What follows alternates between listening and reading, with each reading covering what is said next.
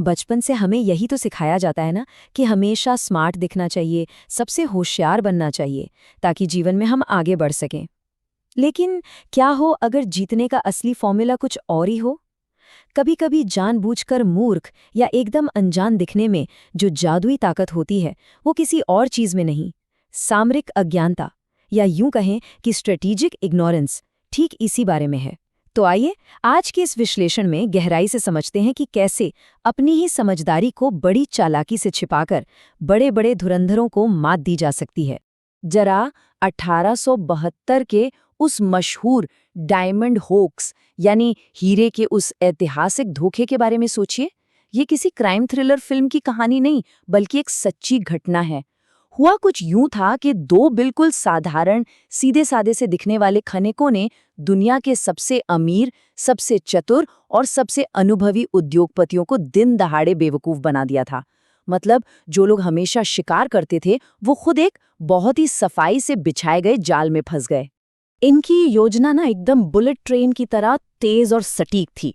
Philip Arnold और John slack नाम के इन दो खनिकों ने सबसे पहले तो यूरोप जाकर कुछ असली और बेशकीमती रत्न खरीदे। फिर क्या किया? उन रत्नों को वायोमिंग के एक सुनसान बंजर इलाके की मिट्टी में बड़ी ही चालाकी से मिला दिया। असली खेल तब शुरू हुआ जब वो देश के सबसे बड़े और सम्मानित खनन विशेषज्ञ लुइस जेनीन को वहां ले गए। जेनीन ने खुदाई की, उसे असली हीरे मिले और बस वो पूरी तरह से उनके झांसे में आ गया। और जैसा कि प्लान था, ये दोनों अपना मोटा मुनाफा लेकर हमेशा के लिए वहां से रफू चक्कर हो गए। और पता है उस नकली खदान की शुरुआती कीमत क्या लगाई गई? पूरे $15 मिलियन। जी हाँ, 1872 के जमाने में $15 मिलियन। आज के हिसाब से सोचेंगे तो ये रकम कई अरबों डॉलर के बराबर होगी। इतनी भारी भरकम रकम देखकर बड़े बड़े बैंकरों और फाइनेंसरों की आंखों पर लालच की ऐसी पट्टी बंध गई कि उनका सारा तर्क, सारी होशियारी बस धरी की धरी रह गई। इस पूरे किस्से की सबसे मजेदार बात इन दोनों गुटों के बीच का जमीन आसमान का अंतर है। एक तरफ थे दुनिया के सबसे ताकतवर, चालाक और अमीर लोग, जैसे कि बैरन रॉथस्चाइल्ड और चार्ल्स टिफनी, और दूसरी तरफ थे ये दो मास्टरमाइंड जो एकदम ढीले ढाले बेतरतीब कपड़े पहनकर खुद को बिल्कुल अनपढ़ और गवार ग्रामीणों की तरह पेश कर रहे थे। उन रईसों को लगा कि अरे, ये सीधे साधे लोग इतने बड़े और पेचीदा धोखे की योजना तो बना ही नहीं सकते, और यही गलतफहमी उनकी सबसे बड़ी हार की वजह बन गई। और फिर क्या हुआ? इस महान धोखे का नतीजा ये निकला कि अर्नोल्ड और स्लैक अपनी हिस्सेदारी के $7 लाख नकद लेकर वहां से चलते बने। जब उन नामी रईसों ने अपनी बहुमूल्य खदान में भारी मशीनों के साथ खुदाई शुरू की, तो हाथ क्या लगा? बस चींटियों के पहाड़ और मामूली पत्थर। दुनिया के सबसे तेज दिमाग वाले लोग पूरी तरह से लुट चुके थे। तो इस पूरी घटना से जो सबसे बड़ा सबक मिलता है वो क्या है?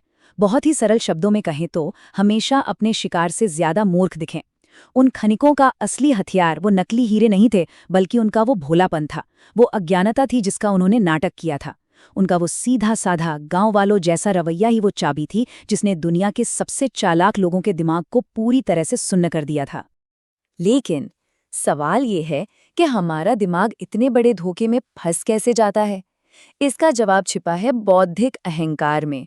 इंसानी फितरत ही कुछ ऐसी है कि हम हमेशा खुद को सामने वाले से ज्यादा होशियार और समझदार मानना चाहते हैं। जब कोई जानबूझकर ऐसा दिखाता है कि वो आपसे कम अक्लमंद है, तो ये आपकी इसी अहंकार को अंदर तक संतुष्ट कर देता है।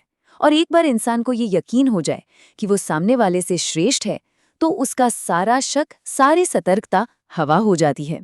सच कहूं तो मनोविज्ञान की ये एक बहुत बड़ी कमजोरी है। वैसे ये कोई आज का नया फॉर्मूला नहीं है। 17वीं सदी के जाने माने दार्शनिक बाल्टासार ग्रासियन ने बहुत ही सटीक बात कही थी। उन्होंने कहा था कि अगर आप चाहते हैं कि हर कोई आपको आसानी से स्वीकार कर ले, तो खुद को सबसे मूर्ख प्राणी की खाल में ढक लेना सबसे बेहतरीन तरीका है। ये विचार साफ तौर पर बताता है कि अपनी असली बुद्धिमत्ता को छिपाना सदियों से कितनी सोची समझी और अचूक रणनीति रही है। अभिमानी लोगों को शांत करने और फिर में अपनी उंगलियों पर नचाने का इससे अच्छा तरीका और क्या हो सकता है? चलिए इतिहास के पन्नों से एक और शानदार किस्सा निकालते हैं। बात 1865 की है। प्रशिया के चांसलर ऑटो वॉन बिस्मार्क को ऑस्ट्रियाई वार्ताकार काउंट ब्लोम से एक बहुत ही अहम संधि पर हस्ताक्षर करवाने थे। ये संधि पूरी तरह से प्रशिया के फायदे में थी। अब बिस्मार्क को पता था कि ब्लोम को लगता है कि वो क्विंस नाम का कार्ड गेम खेलकर किसी का भी चरित्र पढ़ सकते हैं। तो बिस्मार्क ने क्या किया, मुख्य वार्ता से ठीक एक रात पहले उन्होंने ब्लोम के साथ वो गेम खेला और जानबूझकर ऐसी बचकानी चालें चली मानो उन्हें गेम का ग भी नहीं आता। उन्होंने जानबूझकर काफी पैसे भी हारे। अब आप सोचेंगे, ऐसा करके बिस्मार्क को मिला क्या? बहुत कुछ। मूर्ख बनने के कई रणनीतिक फायदे हैं। इससे सामने वाले का शक बिल्कुल खत्म हो जाता है, आपकी खतरनाक महत्वाकांक्षाएं छिप जाती हैं और विरोधी ओवर कॉन्फिडेंस में आकर उतावलापन दिखाने लगता है। बिस्मार्क की उस लापरवाही को देखकर ब्लोम इतने अति आत्मविश्वासी हो गए कि अगले दिन उन्होंने ये सोचकर संधि पर तुरंत दस्तखत कर दिए कि बिस्मार्क जैसा बेवकूफ इंसान भला कोई कूटनीतिक चाल कैसे चल सकता है। यकीन मानिए, ब्लोम ने संधि की बारीक बातों को पढ़ने तक की जहमत नहीं उठाई। इस पूरे खेल को एक बहुत ही पुरानी चीनी कहावत बड़े सटीक तरीके से समझाती है। बाघ को मारने के लिए सुअर का रूप धारण करना। असल में ये शिकार की एक प्राचीन तकनीक है, जहां एक चालाक शिकारी सुअर जैसी आवाज निकालकर कमजोर होने का नाटक करता है। अब जो ताकतवर और अभिमानी बाघ होता है, वो सोचता है कि वाह, आज का खाना तो बिना मेहनत के मिल गया। वो बिना डरे पास आता है और अंत में शिकारी उसी बाघ का शिकार कर लेता है। जब भी कोई अपनी श्रेष्ठता के घमंड में अंधा होता है, वो सबसे आसानी से जाल में फंसता है। और इतिहास गवाह है, ऐसे सुअर का रूप धारण करने वाले कई उस्ताद रहे हैं। रोम के सम्राट क्लॉडियस और फ्रांस के राजा लुई 13वें को ही देख लीजिए। अपने शुरुआती दिनों में जब दरबार में उनकी जान पर खतरा मंडरा रहा था, तो उन्होंने एकदम दब्बू और बेवकूफ होने का ऐसा नाटक किया कि सबने उन्हें हानि रहित मानकर छोड़ दिया। लेकिन जैसे ही सही वक्त आया, उन्होंने अपना असली रूप दिखाया, एक निर्णायक वार किया और अपने सभी विरोधियों को चौंकाते हुए सत्ता हथिया ली। तो अब तक तो ये एकदम साफ हो गया है कि मूर्ख दिखना कितना शक्तिशाली दांव हो सकता है। लेकिन अब कहानी में एक नया ट्विस्ट आता है। क्या हमेशा मूर्ख दिखना ही सही है? बिल्कुल नहीं। वास्तव में होशियार दिखना कब फायदेमंद होता है? कभी कभी पूरी तरह से अति आत्मविश्वासी, अत्यंत बुद्धिमान और एक विशेषज्ञ की तरह दिखना ही खुद को बचाने का इकलौता रास्ता होता है। चलिए देखते हैं कि इस रणनीति को कैसे इस्तेमाल किया जाता है। मशहूर आर्ट डीलर जोसेफ डुविन का ये किस्सा सुनिए। डुविन ने एक रईस आदमी को एक ड्यूरर पेंटिंग बहुत ही भारी कीमत पर बेची थी। बाद में एक शानदार पार्टी चल रही थी, जहां एक युवा और बहुत ही तेज तर्रार फ्रांसीसी कला समीक्षक ने उस पेंटिंग को देखा और सबके सामने बेझिझक कह दिया कि भाई, ये तो नकली है। वो रईस आदमी पूरी तरह घबरा गया और सीधा डुविन के पास गया जवाब मांगने। अब सोचिए, ऐसी स्थिति में कोई भी घबरा जाता या सफाई देने लगता, है ना? लेकिन डुविन ने कुछ और ही किया। डुविन बिल्कुल भी नहीं घबराए।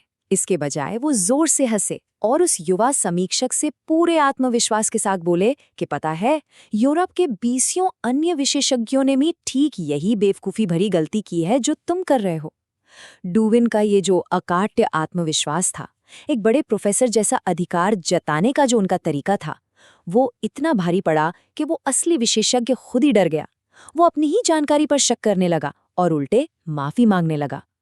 यहाँ डुविन ने सच्चाई को दबाने के लिए अपने अत्यंत होशियार और आधिकारिक होने का एक जबरदस्त नाटक किया था। और इसी के साथ हम एक बेहद दिलचस्प सवाल पर आ जाते हैं। क्या ऐसा हो सकता है कि जिस कमरे में आप बैठे हैं, वहाँ जो सबसे शांत, भोला और साधारण सा दिखने वाला इंसान है, वही असल में पर्दे के पीछे से सारी कठपुतलियां नचा रहा हो?